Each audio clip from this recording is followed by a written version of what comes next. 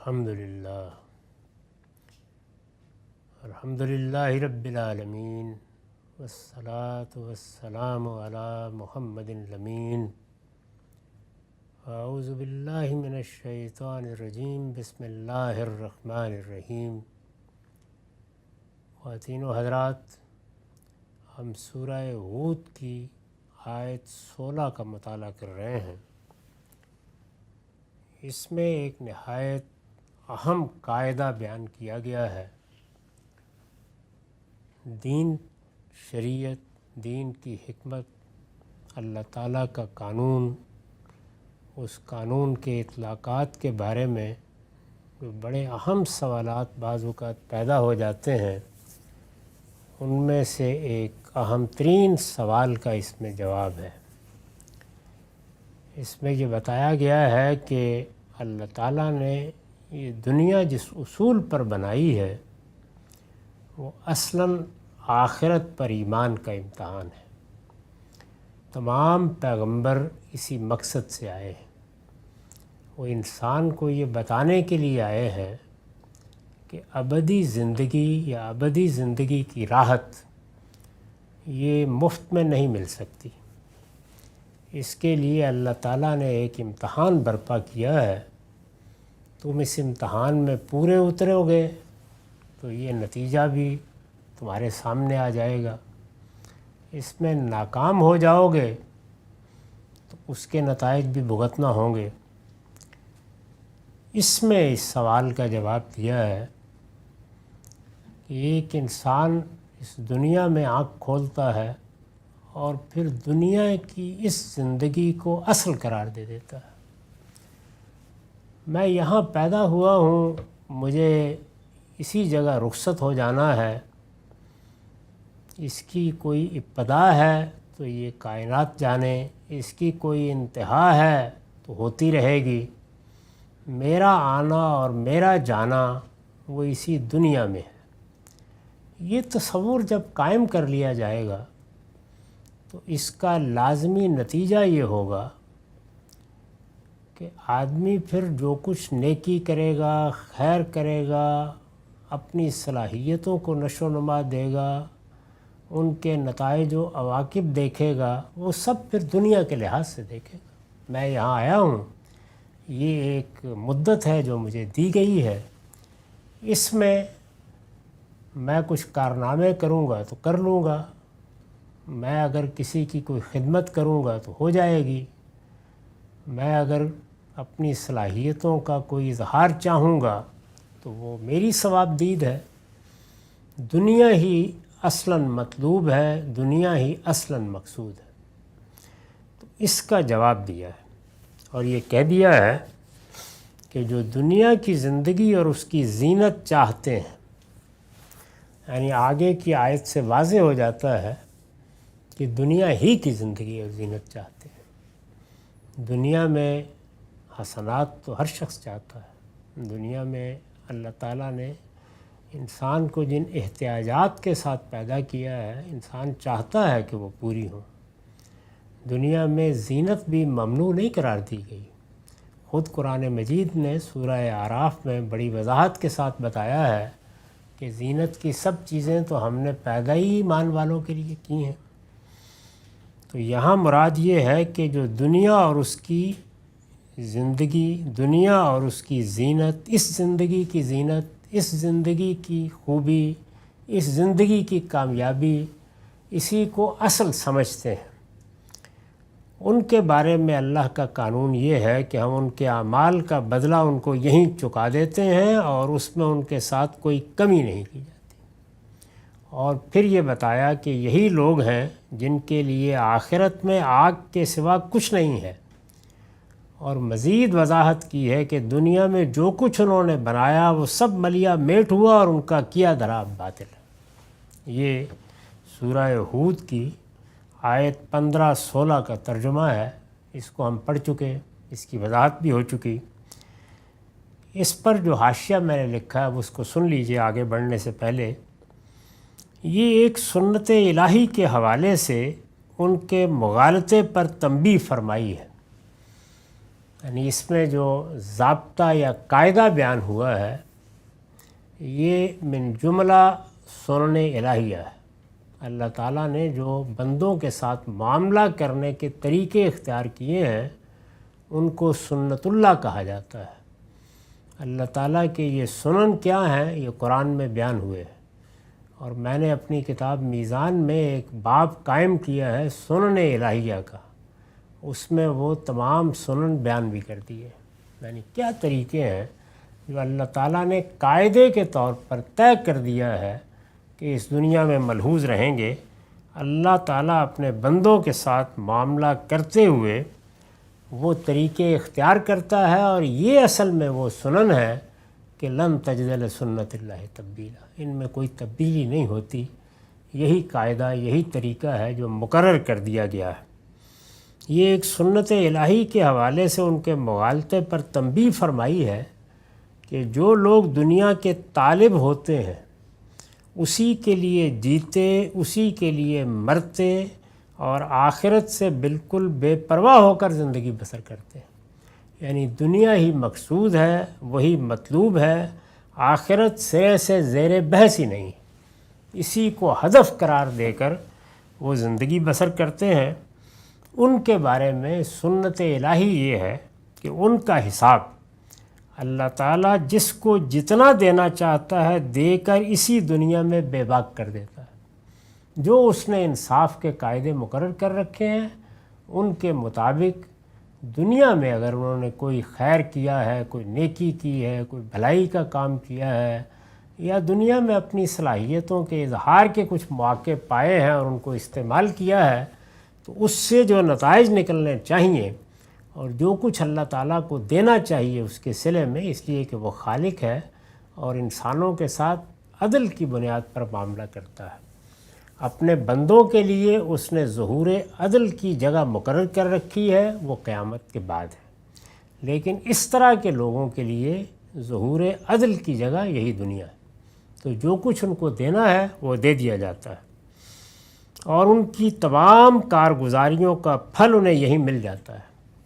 اس سے وہ اس غلط فہمی میں مبتلا ہو جاتے ہیں کہ آخرت اگر ہوئی بھی تو اس میں بھی وہی خدا کے محبوب ہوں گے۔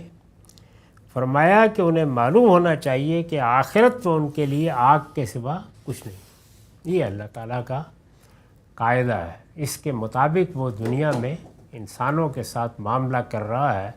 یعنی جزا و سزا کا قانون کیا ہے؟ اگر تو دنیا ہی کو مطلوب بنایا گیا ہے تو پھر دنیا میں حساب چکا دیا جائے گا۔ نیکی، خیر، بھلائی، اس طرح کے جتنے کام بھی کیے گئے ہیں وہ سب کے سب یہیں حساب کے پہلو سے بے باک ہو جائیں گے، کوئی چیز باقی نہیں رہے گی۔ البتہ یہ ہے کہ آخرت پھر ان کے لیے سزا کی جگہ ہے، وہ معاملہ وہیں ہوگا۔ تو یہ بات بیان کر دی اور متنبع کر دیا کہ یہ منکر تو ہو رہے ہیں لیکن ان کو اندازہ نہیں ہے کہ ان کے لیے کیا چیز آفت بن گئی ہے۔ وہ دنیا کی زندگی کے بارے میں ان کا یہی تصور ہے، اس تصور نے انہیں دھوکے میں ڈال دیا ہے، ان پر یہ حقیقت واضح کر دو۔ اس کے بعد پھر مضمون آگے بڑھا ہے اور اسی طرح استدلال شروع کر دیا ہے۔ افمن کان علی بینۃ من ربہ ویتلوہ شاہد من ومن قبلہ کتاب موسیٰ اماما ورحمہ اولئک یؤمنون بہ ومن یکفر بہ من الاحزاب فالنار موعدہ فلا تکو فی مریۃ من انہ الحق من ربک ولکن اکثر الناس لا یؤمنون۔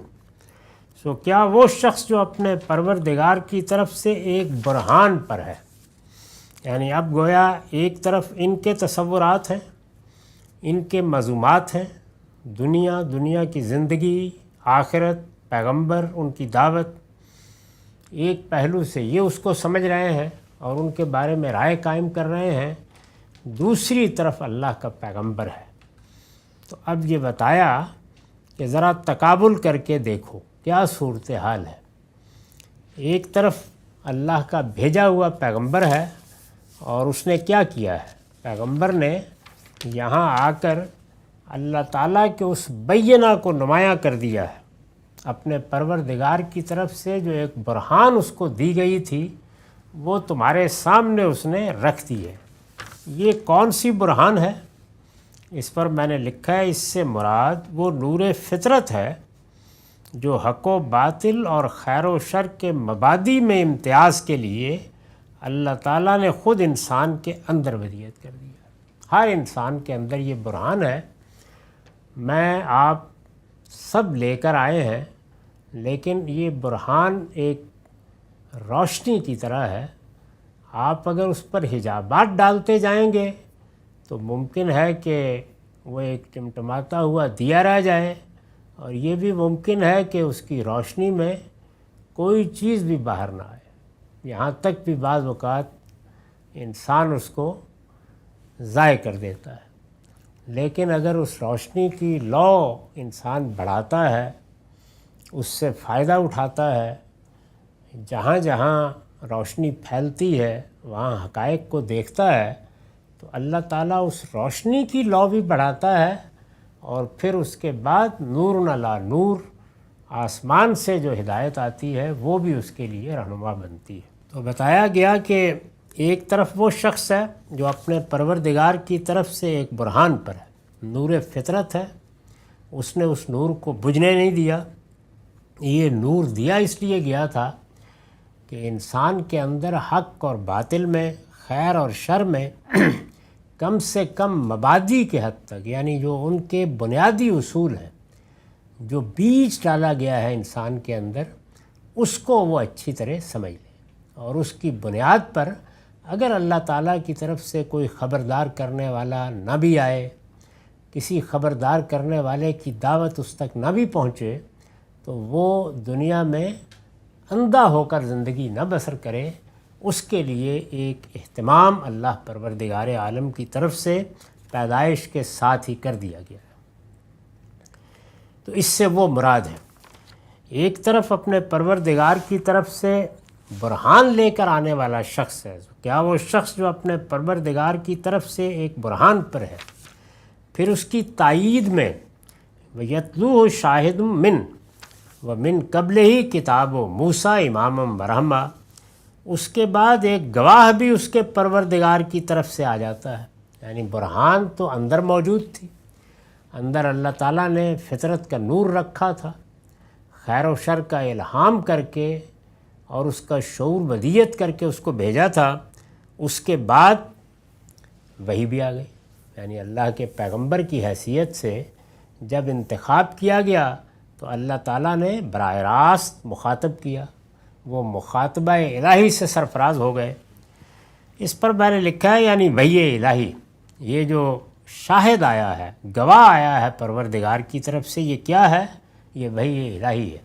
تو اس سے دونوں کا ربط بھی واضح کر دیا۔ اصل کیا ہے؟ وہ نور فطرت جو انسان کے اندر موجود ہے۔ اسی کو دوسری جگہ بیان کیا ہے کہ یہ پورا دین، اللہ تعالیٰ کی پوری ہدایت، یہ اسی فطرت پر مبنی ہے، اس کے مبادی وہاں ہے، اس کا بیج تمہارے اندر بو دیا گیا ہے، یہ برگ و بار لاتا ہے۔ تو جب برگ و بار لاتا ہے تو پورا دین بن جاتا ہے۔ تو انسان کے اندر جو فطرت کا نور ہے، فرمایا کہ وہ اس پیغمبر کے پاس تھا، پھر ان کے اوپر اللہ کی وحی آ گئی ہے۔ وحی کس حیثیت سے آتی ہے؟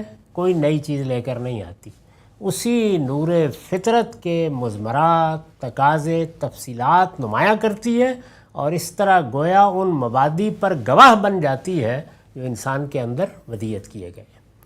یعنی وحی الہی جو نور علی نور، روشنی پر روشنی ہو کر آتی ہے، یعنی وہ تاریکی میں نہیں آتی، اندر ایک روشنی ہے، اس روشنی کے اوپر ایک روشنی آتی ہے، اور اس روشنی کو بڑھا کے ہر چیز کو بالکل نمایاں کر دیتی ہے۔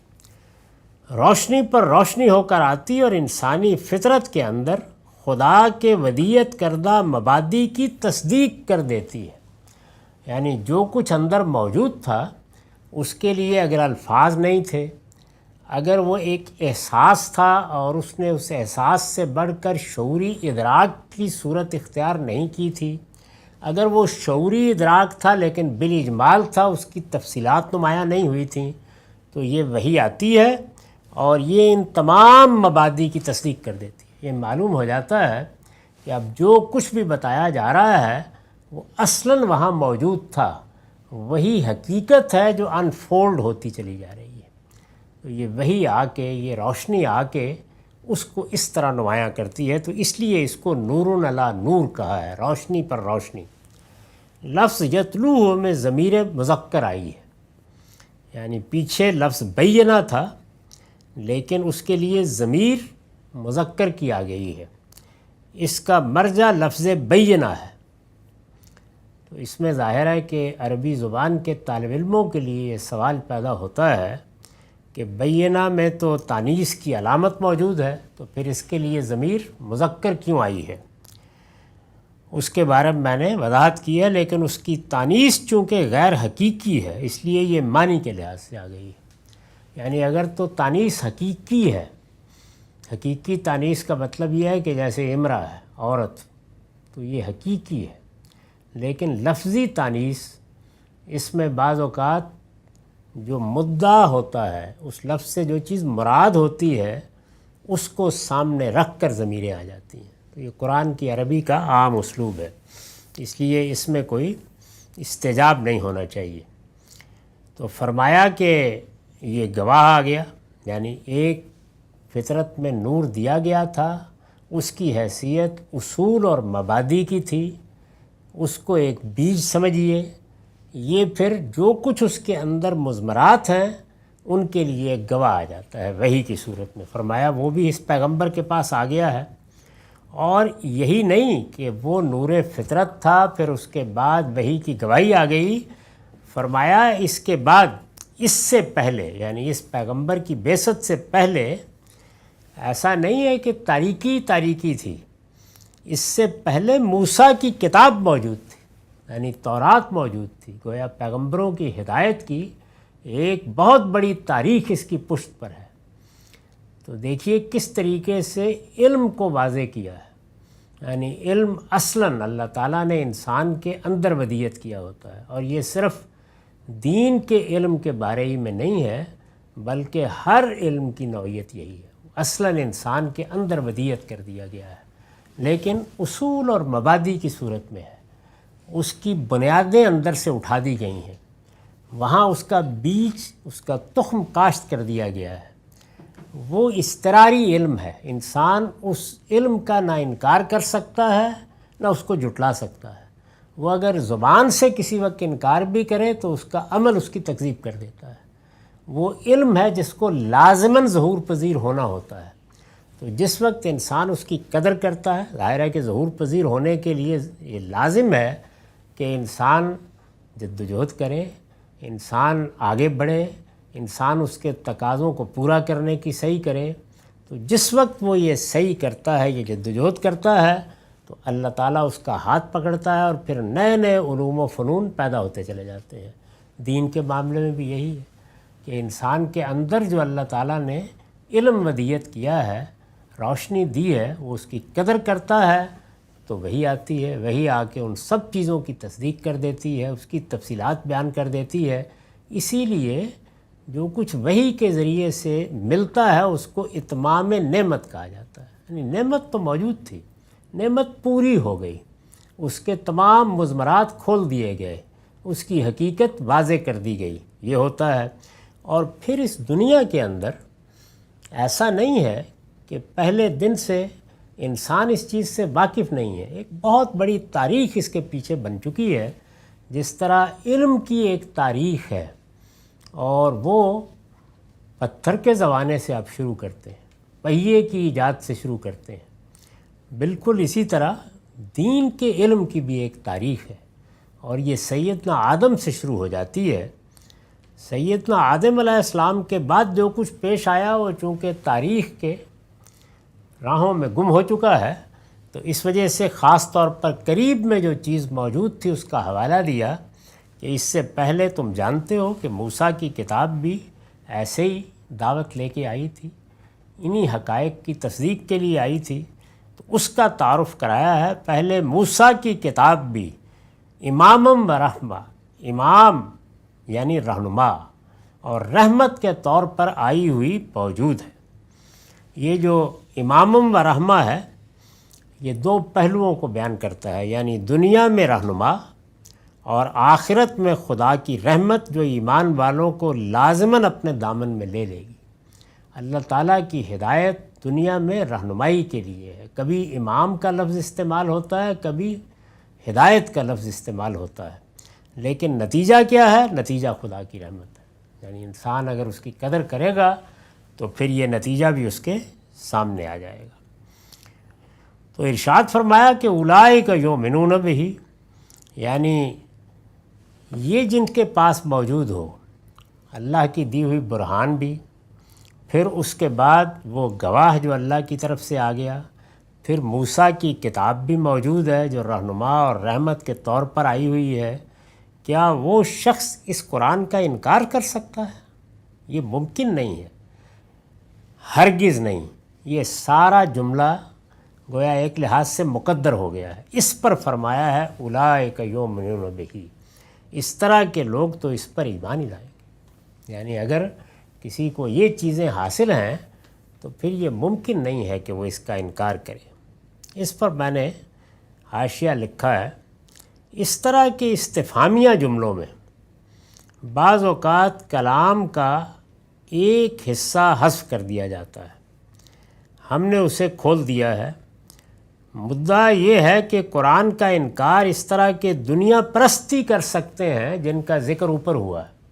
اس سے پہلے کیا بیان ہوا تھا کہ وہ لوگ جو اس قرآن کے منکر ہو رہے ہیں ان کی بیماری یہ ہے کہ انہوں نے دنیا کی زندگی ہی کو اصل سمجھ لیا ہے، وہ اسی دنیا کے لیے جیتے، اسی کے لیے مرتے، اسی کو ہدف بنا کر اپنے شب و روز بسر کر رہے ہیں۔ مدعا یہ ہے کہ قرآن کا انکار اس طرح کے دنیا پرستی کر سکتے ہیں جن کا ذکر اوپر ہوا ہے، اس لیے کہ ان کی غلط روی کی وجہ سے ان کی فطرت کا نور بجھ چکا ہوتا ہے۔ اب وہ ایک ایک چیز کو گویا مقابل میں لے لیجئے۔ فرمایا تھا کہ اس طرف تو اللہ کا جو نور اندر ودیت کیا گیا تھا اس کو بجھنے نہیں دیا گیا، لیکن انہوں نے بجھا دیا۔ ان کی فطرت کا نور بجھ چکا ہوتا ہے، اور جن کی فطرت کا نور بجھ چکا ہو وہ قرآن پر ایمان لانے والے نہیں بن سکتے۔ اللہ تعالیٰ اگر باطن میں موجود روشنی کی قدر نہیں کی گئی تو پھر اس کی توفیق ہی نہیں دیتا کہ وحی کے ذریعے سے آنے والے علم کی انسان قدر پہچان سکے۔ اس سے اگر غور کیجئے تو اللہ تعالیٰ نے ایک لطیف اشارہ ان اہل کتاب کی طرف بھی کر دیا ہے جو اگرچہ ابھی پوری طرح سامنے تو نہیں آئے تھے لیکن اندر اندر مخالفت کے لیے تیار ہو رہے تھے۔ یہ مکیات ہے، سورہ ہود بھی مکے میں نازل ہوئی ہے، ابھی یہود پوری طرح سامنے نہیں آئے۔ مکیات میں بھی بعض موقعوں کے اوپر وہ اپنے سوالات لے کے آ گئے ہیں، اور کسی حد تک وہ مشرکین عرب کو بھی وہ سوالات القاء کر رہے ہیں، لیکن ان سے براہ راست خطاب کا موقع اصلاً اسی وقت آیا ہے جب رسول اللہ صلی اللہ علیہ وسلم مدینہ گئے ہیں۔ تو مدنیات میں پھر ان کو براہ راست خطاب بھی کیا گیا ہے، جیسے بقرہ میں، آل عمران میں اور بعض اور صورتوں میں۔ یہاں ابھی یہ صورت نہیں ہے، تاہم اندر ہی اندر مخالفت کی تیاری ہو رہی ہے، تو ان کی طرف بھی اشارہ کر دیا گیا ہے کہ یہ سب کچھ تو تمہارے پاس بھی تھا، اللہ نے برہان تمہیں بھی دیا تھا، وہی سے تمہیں بھی نوازا، تمہارے پاس بھی پے در پے پیغمبر آتے رہے ایک کے بعد دوسرا۔ پھر یہ کہ موسیٰ کی کتاب تمہارے لیے بھی ایسے ہی رہنما تھی، تم پر خدا نے یہ رحمت کی تھی، لیکن تم نے اس سب کچھ کو ضائع کر دیا، تو اس لیے اب انکار بھی کرو گے۔ لیکن کوئی شخص جس نے اس طریقے سے ان تمام مراحل میں اپنے آپ کو پابرجا رکھا ہے وہ ایمان ہی لاتا ہے، وہ اس سے محروم نہیں ہو سکتا۔ وَمَن يَكْفُرْ بِهِ مِنَ الْأَحْزَابِ فَالنَّارُ مَوْعِدُهُ، اور تمہارے مخاطبین کے ان گروہوں میں جو شخص بھی اس کا منکر ہوگا، یعنی اس سب کے بعد کہ ہر چیز واضح ہو گئی، حجت پوری ہو گئی، جو شخص منکر ہوگا اس کے لیے فالنار موعدہ، وعدے کی جگہ دوزخ ہے۔ تو اس طرح گویا بتا دیا کہ انسان نے اللہ تعالیٰ نے جو رہنمائی اندر دی تھی اس کو بھی بجھا دیا، وہ روشنی بھی باقی نہیں رہی۔ جب وحی کے ذریعے سے خدا کے پیغمبر نے آ کر اس ہدایت کی تصدیق کی تو اس کو بھی سننے ماننے کی توفیق نہیں ہوئی، اور جو کچھ ماضی میں تاریخ میں موجود تھا اس سے بھی فائدہ نہیں اٹھایا۔ اب پھر اس کے بعد تو یہ انکار کسی غلط فہمی کا انکار نہیں ہو سکتا۔ یعنی اندر جو کچھ تھا اگر صرف وہی ہوتا تو کوئی آدمی یہ عذر پیش کر سکتا تھا کہ گرد و پیش کے ماحول نے مجھے اس روشنی کی طرف متوجہ نہیں ہونے دیا، کوئی خبردار کرنے والا نہیں سامنے آیا، کسی نے مجھے بیدار نہیں کیا، میں غفلت میں پڑا رہا، اس سے خود نکل نہیں سکا، تو کوئی عذر ہو سکتا تھا۔ پھر اللہ کے پیغمبر نے آ کر بتایا کہ یہ بات مجھ پر واضح کی گئی ہے، مجھے پروردگار نے براہ راست خطاب کیا ہے، مجھے بتایا ہے کہ حقائق یہ ہیں، پھر بھی متوجہ نہیں ہوا، پھر بھی اس روشنی کی قدر نہیں کی، اور پھر پوری تاریخ سامنے رکھ دی گئی کہ یہ ہدایت، یہ رہنمائی کوئی اجنبی چیز نہیں ہے، کوئی ایسا فلسفہ نہیں جو آج پیش کیا جا رہا ہے، اس کے پیچھے انبیاء علیہم السلام کی ایک پوری تاریخ موجود ہے۔ اس نے اس کو بھی درخور اعتنا نہیں سمجھا، تو اب پھر منکر ہو گیا۔ یہ منکر اب کسی رعایت کا مستحق ہے، یعنی اس کے بعد بھی یہ حجت اب پوری ہو گئی ہے، ہر لحاظ سے پوری ہو گئی ہے، اس کے لیے اب وعدے کی جگہ دوزخ ہے۔ فَلَا تَكُ فِي مِرْيَةٍ مِّن، سو اے پیغمبر تم اس کے بارے میں کسی شک میں نہ پڑو۔ اس پر میں نے لکھا ہے مطلب یہ ہے کہ اگر یہ شامت زدہ لوگ قرآن کو جھٹلا رہے ہیں تو جھٹلائیں، ان کے اس رویے پر تمہیں کسی الجھن میں نہیں پڑنا چاہیے۔ نبی صلی اللہ علیہ وسلم کو خطاب کر کے یہ بات در حقیقت انہی بدبختوں کو سنائی گئی ہے جو قرآن کی مخالفت کے در پہ تھے۔ یعنی قرآن مجید میں یہ اسلوب عام اختیار کیا گیا ہے کہ بعض اوقات پیغمبر کو خطاب کر کے ایک بات کہی جاتی ہے لیکن روح سخن پیغمبر کی طرف نہیں ہوتا، بلکہ انہی کو تنبیہ کرنی مقصود ہوتی ہے۔ یہاں کہا تو اللہ کے پیغمبر کو خطاب کر کے ہے کہ سو اے پیغمبر تم اس کے بارے میں کسی شک میں نہ پڑو، لیکن اصل میں کہا یہ ہے کہ بدبختوں کیا یہ شک کی جگہ اب رہ گئی؟ کیا اس سب کچھ کے باوجود بھی تم اس کے بارے میں کسی شبے کا اظہار کرتے ہو؟ تو ارشاد فرمایا کہ انہ الحق من ربک، اس لیے کہ یہ حق ہے تمہارے پروردگار کی طرف سے، اور وَلَٰكِنَّ أَكْثَرَ النَّاسِ لَا يُؤْمِنُونَ، مگر اکثر لوگ مانتے نہیں ہیں۔ تو حاشیہ میں پڑھ رہا تھا کہ مطلب یہ ہے کہ اگر یہ شامت زدہ لوگ قرآن کو جھٹلا رہے ہیں تو جھٹلائیں، ان کے اس رویے پر تمہیں کسی الجھن میں نہیں پڑنا چاہیے۔ نبی صلی اللہ علیہ وسلم کو خطاب کر کے یہ بات در حقیقت انہی بدبختوں کو سنائی گئی ہے جو قرآن کی مخالفت کے درپے تھے۔ استاذ امام لکھتے ہیں اس طرح کے جملوں میں جو عتاب ہوتا ہے اس کا رخ مخالفین کی طرف ہوتا ہے، لیکن وہ لائق التفات نہیں رہ جاتے، یعنی اب اس قابل نہیں رہے کہ ان کو براہ راست ایک بات بتائی جائے۔ اس وجہ سے ان کو خطاب کر کے براہ راست بات کہنے کے بجائے پیغمبر کو خطاب کر کے کہہ دی جاتی ہے۔ زجر و ملامت کا یہ اسلوب بسا اوقات براہ راست زجر و تنبیہ سے زیادہ مؤثر ثابت ہوتا ہے۔ یہ ہم بھی بعض اوقات یہ طریقہ اختیار کرتے ہیں کہ سامنے اگر کوئی نامعقول شخص کھڑا ہے تو اپنے ہی بیٹے کی طرف خطاب کر کے بہت سخت لب و لہجے میں بتاتے ہیں کہ یہ کوئی کرنے کا کام تھا، اس میں رخ اصل میں اسی کی جانب ہوتا ہے۔ قرآن میں اس کی نہایت دل آویز مثالیں موجود ہیں۔ تو فرمایا کہ یہ تو حق ہے تمہارے پروردگار کی طرف سے آیا ہے، یہ ان لوگوں کی بدقسمتی ہے کہ یہ اس کو ماننے کے لیے تیار نہیں۔ ہمارا وقت ختم ہو گیا، یہ مضمون ابھی جاری ہے۔ اقول قولی ھذا واستغفر اللہ لی ولکم ولسائر المسلمین۔